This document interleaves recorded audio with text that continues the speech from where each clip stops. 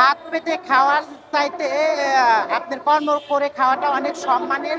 আর আমি সেই সম্মানভাবে বাঁচতে চাই, সম্মানভাবে আমি কর্ম করতে চাই এবং সম্মানের সাথে আমি একজন হিজড়া দেশে উঁচু হয়ে দাঁড়াতে চাই।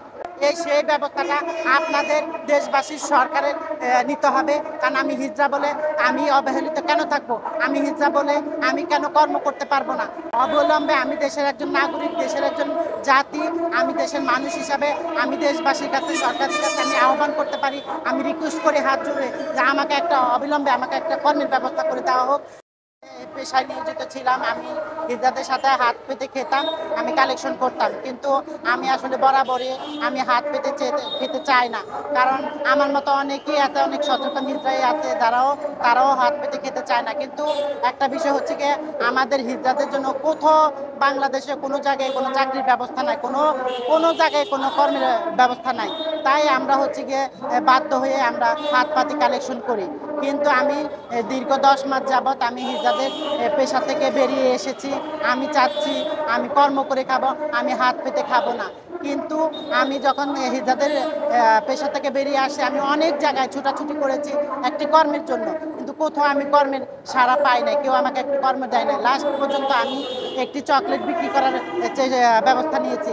আমি একটা চকলেট বিক্রি করি রাস্তায় রাস্তায়, বাসে বাসে, মার্কেটে মার্কেটে, কিন্তু ওই একটি চকলেটও অনেকে দেখা যাচ্ছে কিনতে চায় না। কিন্তু আমি কি করে খাবো ভাই? আমি কি করে খাবো?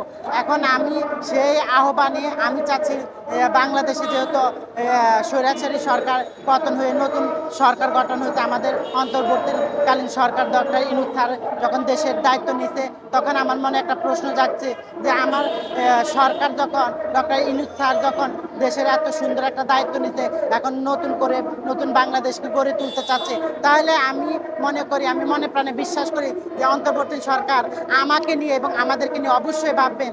তিনিও চাইবেন আমি এবং আমার মতো যারা চাকরি করতে চায়, যারা হাত পেতে খেতে চায় না, তাদেরকে অবশ্যই বাংলাদেশে একটি চাকরির ব্যবস্থা করে দেওয়া হবে। এবং আমাকে জরুরি ভিত্তিতে আসলে আমার একটা কর্মের দরকার, আমার কর্মের প্রয়োজন, আমি কর্ম করতে চাই।